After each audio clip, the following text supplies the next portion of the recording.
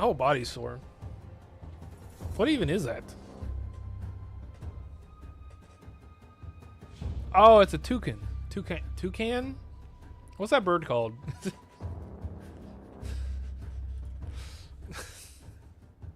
A toucan, I think.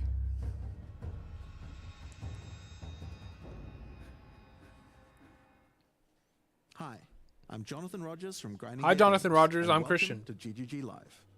Today we're going to show you an exclusive reveal of Path of Exile: Keepers of the Flame, which is coming out 1 week from now on October the 31st. Twitch drops are enabled on today's live stream, so you'll be able to claim your Hive-born crawler pet by following the instructions below.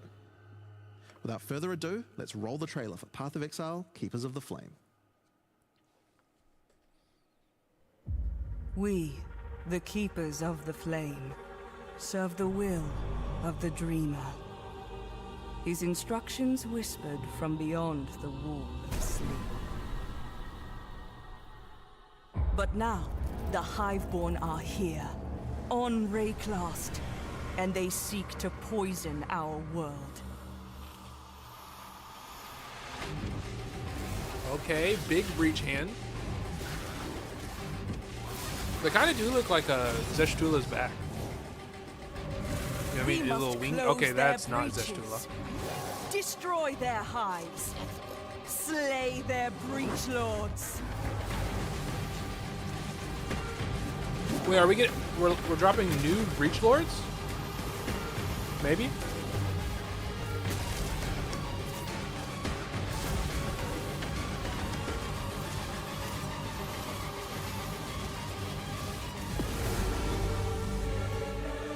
And by his gifts, the Dreamer provides. What the? They What brought was that? this war to our world, New breach but tree? we shall end it, whatever it takes.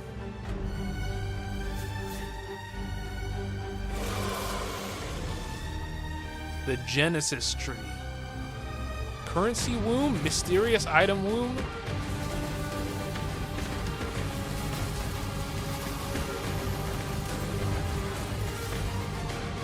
Bloodline classes.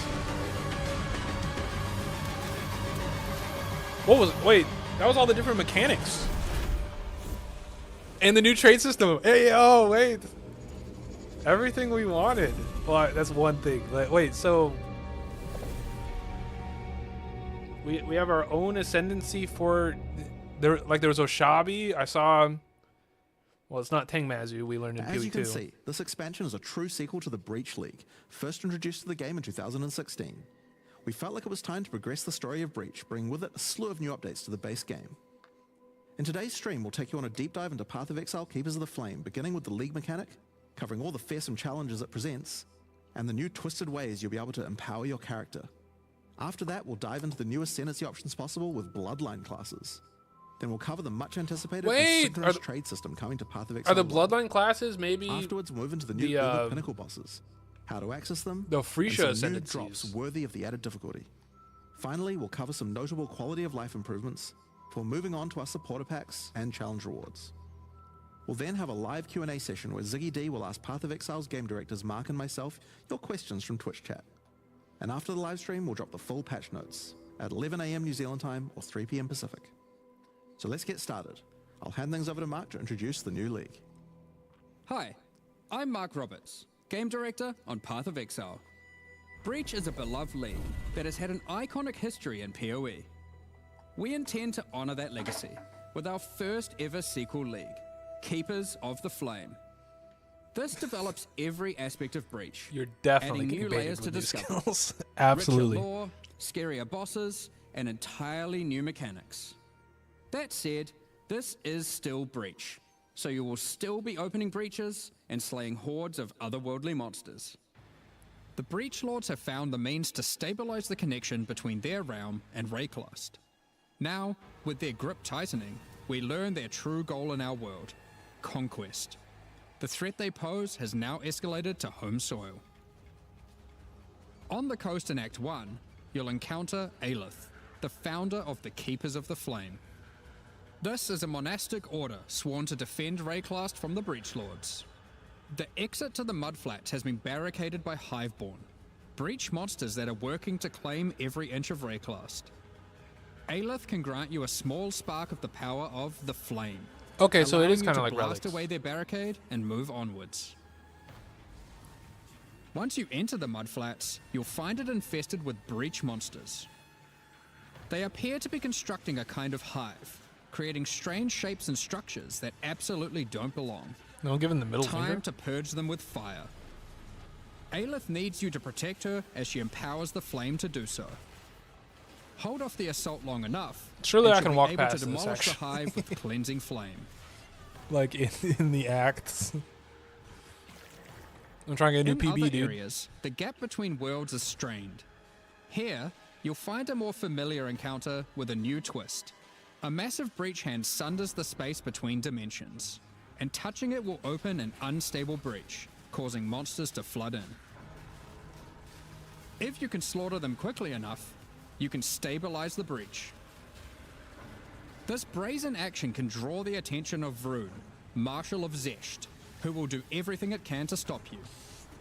Defeating this boss will permanently seal the breach, severing another connection between the Breachlord's world and Rayclast. This guy's build These suck or stabilized what? breaches are similar to what a breach once was, but with upgraded monsters, a success condition to shoot for, UI tracking to keep the player informed of their progress through the encounter, and satisfying feedback when you do manage to complete the encounter.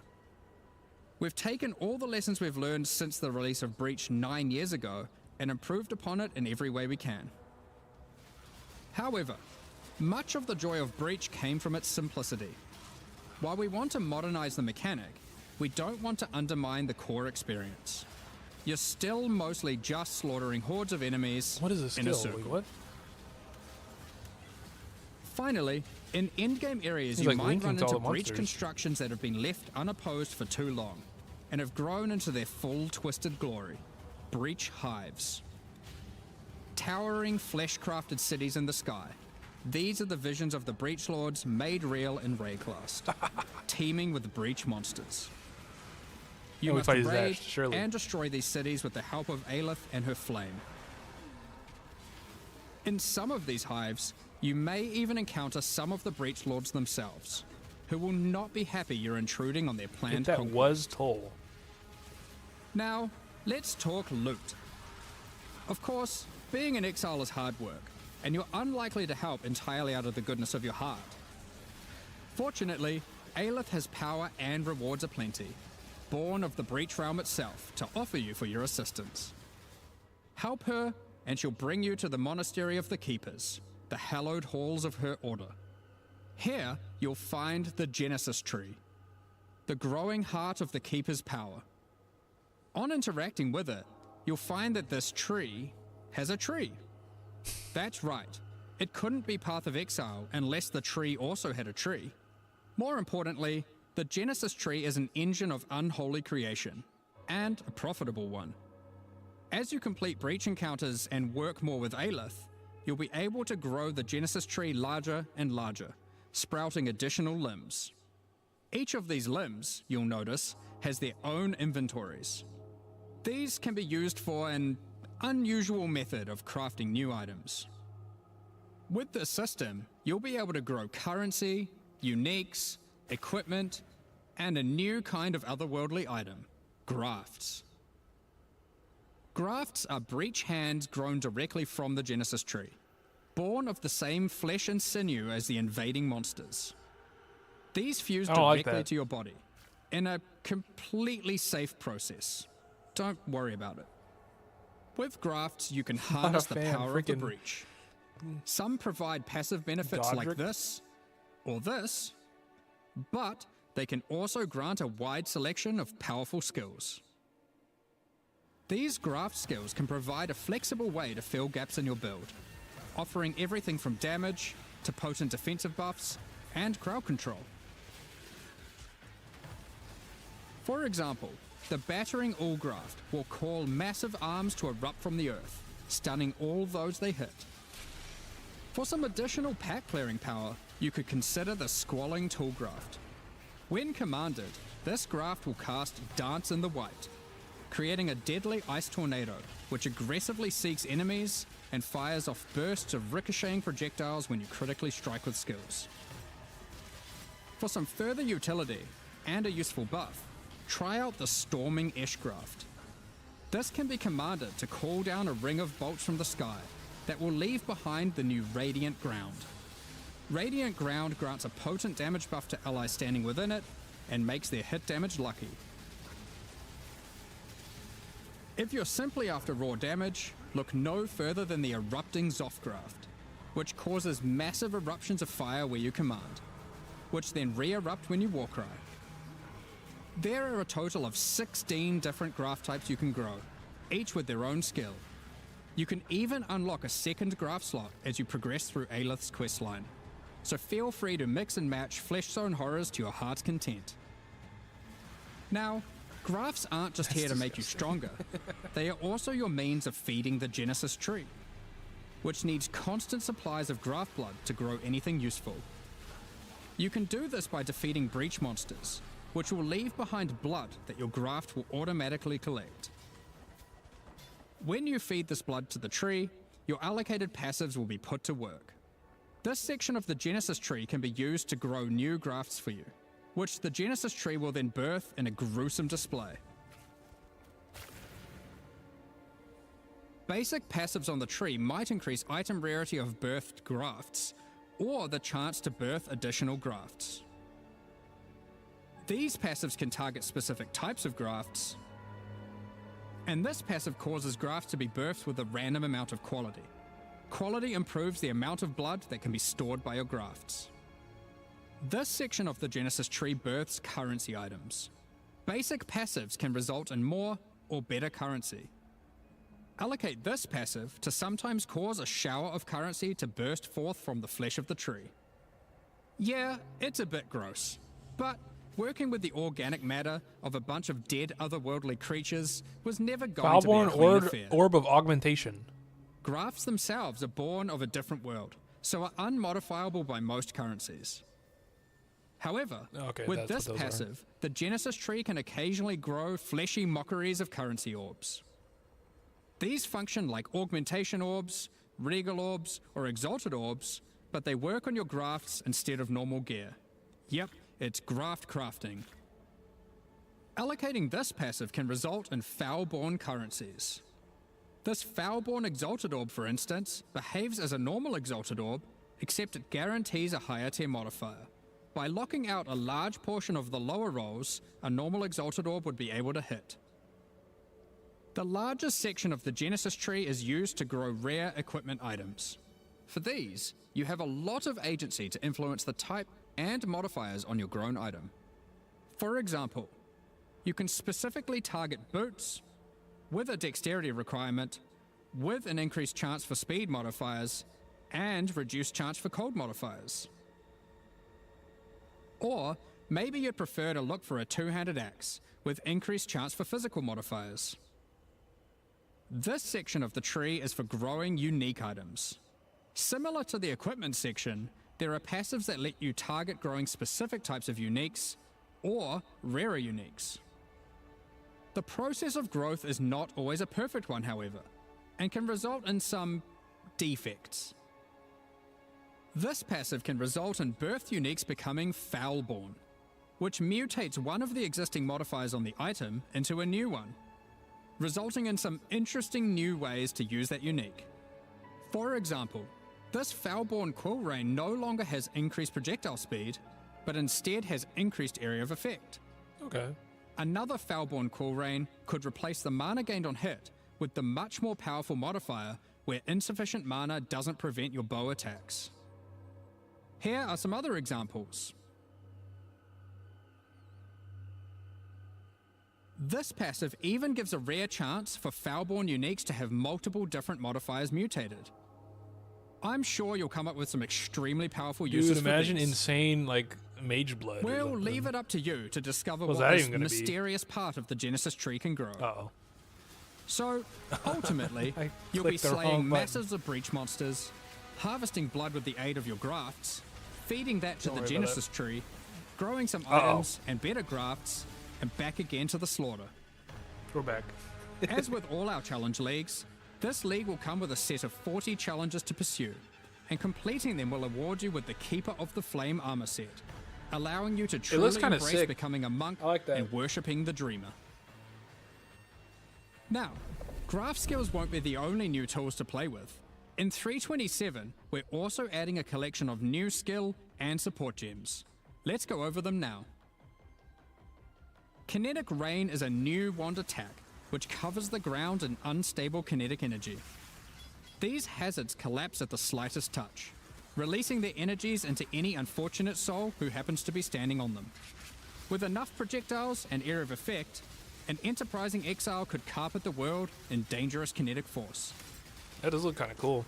Wall visually. of Force creates a barrier of kinetic power, causing allied projectiles to ricochet towards targets automatically. Drop one behind a boss and redirect the bolts of your armies. I'm sure you'll find ways to break this one. Conflagration is a new bow attack which rains down fiery bolts from above that stick into the ground and pulse as you approach. Once you get close enough, these bolts detonate, causing ravaging ignites. These bolts chain react, allowing you to create fields of incendiary destruction. Thunderstorm is a bow attack, which creates a whirling storm of wind and lightning where it lands. While Okay, you're that's within also the kinda storm, cool. it will rapidly grow, until it becomes violently thunderous with lightning-infused clouds. At this point, leaving the storm will cause it to detonate, dealing damage to everything within and releasing a flurry of tornadoes in all directions. Attacking with Kinetic Fusillade will create hovering orbs of energy. These linger for a few moments above you, before zipping off to nearby targets, chaining between them, then detonating. Living Lightning support will bring to life living sparks of energy, elemental minions that zap through packs of enemies with speed and ease. Use these alongside your spellcasting to Hey, augment Marcus, your pack what's clearing going on? abilities, Welcome in. or find whatever means possible to cover the world in living sparks of ruin. Watching a Wind new Burst support unleashes PoE chaotic League tornadoes as you announcement. attack, which ricochet around wildly and quickly. These deal moderate it has damage been a as they minute, dude. travel, but will explode into a highly damaging burst when they expire. So it's a choice between scaling their duration up to get better coverage, or down to access the burst more quickly. Kinetic Instability is a support gem to go along with the new wand attacks that causes enemies slain to leave behind those same orbs of shimmering energy that Kinetic Rain creates. One might ponder just how many orbs you can create if What's you were to use Vanquish both. the Eternal? In 327, exiles will be able to absorb the power of some of the bosses they defeat. These take the form of new Ascendancy class options, called Bloodlines. Bloodline classes are a new means of character customization in the endgame. They are secondary Ascendancy classes that are unlocked by defeating specific endgame bosses. They are allocated with your normal Ascendancy points, and you'll have to choose how many of your points go into the original Ascendancy and how many into your Bloodline class. This means there is a nigh limitless ability to mix and match here, as you could choose to invest just a couple points into your Bloodline, or max it out, and you could take any Bloodline with any base Ascendancy class that you see fit. To unlock your Bloodline, hunt down the endgame boss whose power you desire, and defeat them, or have a friend help, and claim the power for your own. Wait, that's sick, Nox. There are 10 Bloodline classes to discover. Bosses who look that up. offer this power are typically associated with past leagues, giving additional reasons to engage with that league content. Let's run over a few examples. The Chaos Bloodline will be offered to you by the Trial Master, if you manage to succeed his final challenge. With his blessing, you can greatly augment your Val skills in different ways. Priest of Yalmak lets you use Val skills much more often, while Priest of Kopek makes it harder to build up Val skills, but makes them far more powerful. Or take Corruption's Embrace, which grants more Val Keystone powers the more corrupted items you have equipped. The Ashabi bloodline can be gained by, you guessed it, defeating Ashabi. Her abilities are drawn from the 3 types of life force that manifest within as Marian spirits. The Wild Bear rewards you with adrenaline for generating rage. The Vivid Cat gives your elusive buffs a chance to refresh, as well as making you more stealthy while elusive. The Primal Owl allows your unleashed spells to reoccur many additional times, and get stronger for each time they reoccur. The Nameless bloodline comes from the King in the Mists. Be forewarned, his menacing power comes at a great cost. With the Unseen Hand, you can equip a third ring, but you'll have to decide if that comes at the expense of having no amulet, no belt, or no flasks. Unlight Silhouette adds a hefty life cost to all your spells, but they deal additional chaos damage based on the amount of life spent. Of course, there is more to come. What powers might you glean from delving deep underneath Rayclass to fight all the Crystal King? What secrets can you learn from Lycia, Herald of the Scourge, waiting at the end of the Forbidden Sanctum? As you can imagine, there are countless possible combinations with the system. You could be a Slayer that embraces corruption and vile power, or perhaps you'll play an Occultist that doubles down on their dark power by integrating the Nameless bloodline. We are excited to see what crazy and interesting builds players come up with. In the most recent Path of Exile 2 expansion, the Third Edict, we introduced a much anticipated feature, fully asynchronous trade. It was a fantastic success, so now we're excited to announce that we'll also be adding this feature into Path of Exile 1. When you reach Act 6, you'll be able to find Faustus in Lion Eye's Watch. Previously, he just operated the currency exchange. Now, he will also act as a steward for your merchants tabs. These are where you can place items for sale, for direct and instant purchase. Yeah, it doesn't by surprise me other that Nox players, would even play the when you're not character online. that she voiced. To list an item, simply Sounds about place right. it in the tab and select a currency and an amount. 20 div. Once listed, That's crazy. other players will be able to find the item by searching for it via the trade website or the new in-game market search. To purchase something for yourself, it's as easy as hitting this button, which will teleport you to the seller's hideout, where you can view their merchants tabs, buy the item, and also view the rest of their wares in case something else catches your eye. Every purchase costs a small fee of gold, as Faustus takes his cut. To account for this further drain on gold, acquisition and cost balance elsewhere in the game has been adjusted. Anything you've managed to sell successfully This is will have PoE your 1. profits collected here, in a separate tab to claim at your leisure. To be clear, No, that's not previous means of narcissism, that's trading, such as via being proud or pre-existing whatever. premium stash tabs and the website, will still function just as before. Merchants tabs, and the asynchronous trading that comes with them, are an entirely additive feature on top of the already existing methods to trade. You might find yourself needing the trade system to buy some upgrades, because this update also introduces 3 new Uber Pinnacle boss fights. These encounters are manifested from the memories of Zana, and in her long torment, they have festered into something truly deadly. These fights offer an imposing challenge, alongside powerful rewards. In order to gain access, similar to existing Uber Pinnacle fights, you'll need to discover fragments dropped by Tier 17 map bosses. Each attempt at the new Uber Pinnacle fights will require 5 of these. Let's dig into some of the challenges you'll need to face in these new Uber versions. In the original incarnation of Neglect fight, the statues can be used to block the laser beams to hide behind, giving you an opportunity to avoid being shocked, frozen, or killed. When you run near these statues, they activate and allow you to reposition them. While activated, they will not stop the lasers, meaning you want to position them well, then avoid them.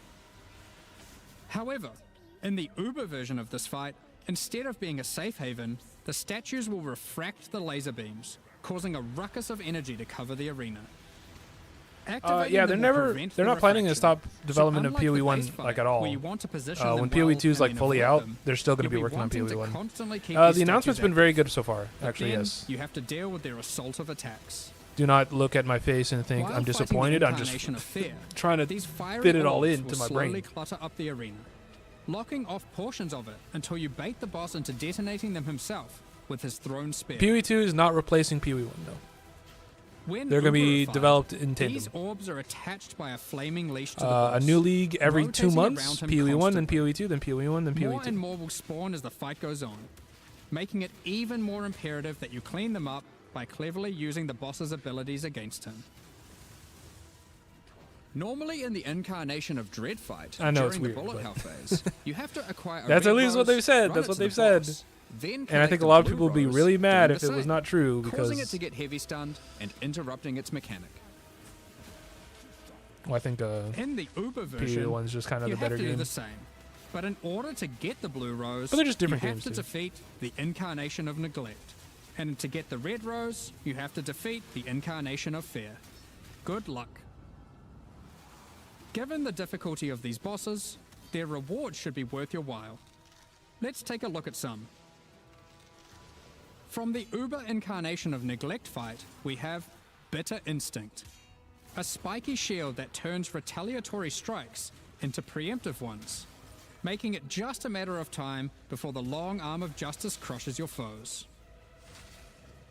Alternatively, you might find Festering Resentment, a poisoned blade with an unending supply of toxins built into the hilt. These toxins are put to good use, causing every spell you trigger to be capable of poisoning with all damage it deals, enabling a truly crazy trigger-centric poison ruckus. And from the Uber incarnation of Dread, the Hallowed Monarch, a counterpart to the Dark Monarch, which focuses more heavily on investing into one or a few minions, rather than growing your hordes to massive proportions. Storm Rayclast, with your chosen few at your side, stealing power from your enemies as you go. We've got a number of quality of life changes to bring to 327 as well. Many of which you may have seen already in some of our pre-livestream teasers, but for those who haven't, Heist is a mechanic which has long frustrated some players who may otherwise have been interested in the rewards it has to offer, but have no desire to grind through the early progress of finding and running low-level contracts to get all of the rogues to their maximum level. Well, starting in 327, Heist rogues will automatically begin at maximum level, so you can start your dubious criminal career without all the busy work. Points invested into your Atlas passive tree will now be refundable with gold. Just speak to Kerak to do so. For players who love jumping between strategies, there's also an option to instantly refund your entire tree, which of course can now also be done with your regular passive tree as well. Now you can make all your decisions with no regrets. Well, maybe some regrets. You no longer need to purchase bestiary orbs. You can now itemize beasts for free directly from your bestiary. From late Act 1, you can now mass identify your items at an NPC in every town, and from Helena in your hideout. This does not require Scrolls of Wisdom at all. While using an Alteration Orb, you can now hold Alt to swap to using an Augmentation Orb, if one is available. Opening a Blight Chest will now open all other Blight chests. This one made me near it. freaking grin, dude. You have to Bog's click every single disenchanting last little services chest. Can now be accessed from towns and hideouts. That shit was Kerak pissing me missions off. now have a handy icon to show at a glance what kind of mission they are. Holding down Control and right-clicking on stacked decks will now continuously open them to your inventory, notifying you in chat what the outcome is. If you still want to open them direct to the ground, to let your loot filter provide a dose of dopamine, you can still do that too by also holding Shift. Val Orbs can be used on monsters encased in essences, to the same effect that Remnants of Corruption have.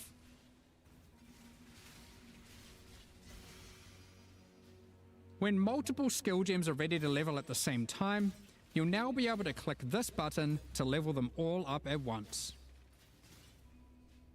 Next up, we're going to be talking about our new League supporter Oh packs. yeah, the skins. Today, we're launching 2 new series of supporter packs, the Champion of Theopolis and the Verdant Magus packs. Each tier contains the pack's full face value in points, alongside several exclusive microtransactions. As always, the microtransactions in these packs are purely cosmetic and do not affect your character's power or I can't tell if progression I think this in is any stupid way. or cool. What was The that? Champion of Theopolis series of supporter packs contains 6 exclusive microtransactions. Manifest a Champion's Ferocity, as the Lion's Might unique finisher effect rips your enemies to shreds. Open the Champion of Theopolis portal to end your crusade through maps in the style expected of a true victor of the arena. Defeat your enemies like a true gladiator, wearing the Grand Champion of Theopolis armor set. The armor awarded only to the most elite warriors of the Grand Arena.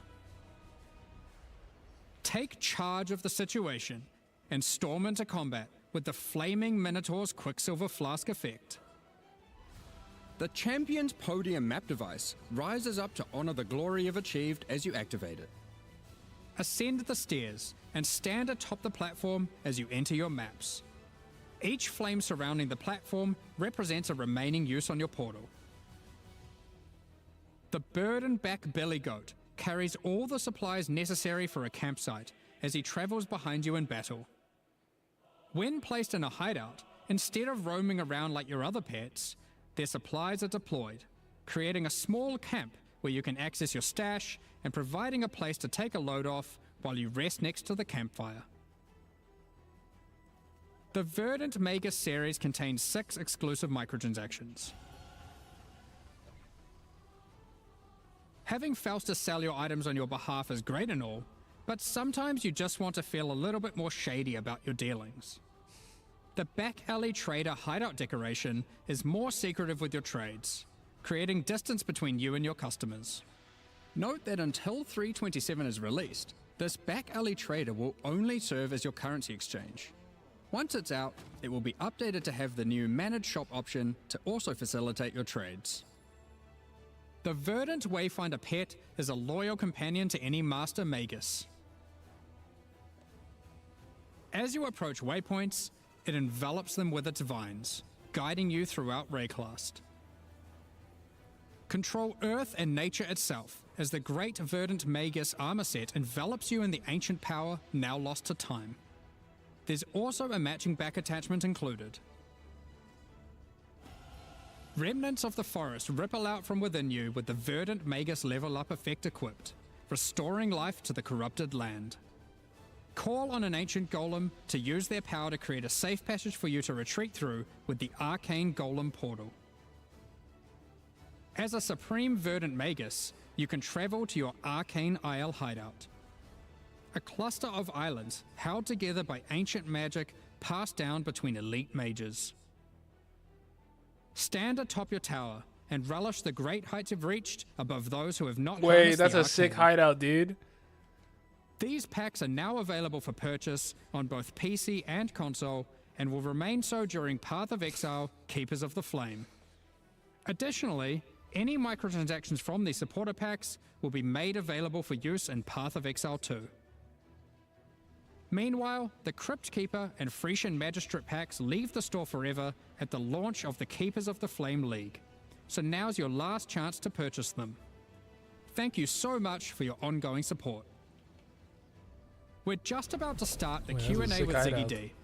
Afterwards, we'll post the full patch notes for Path of Exile, Keepers of the Flame, at 11 AM New Zealand time, 3 PM Pacific. All right, that's a With kind of release cool at the- reveal, dude. I was happy with that.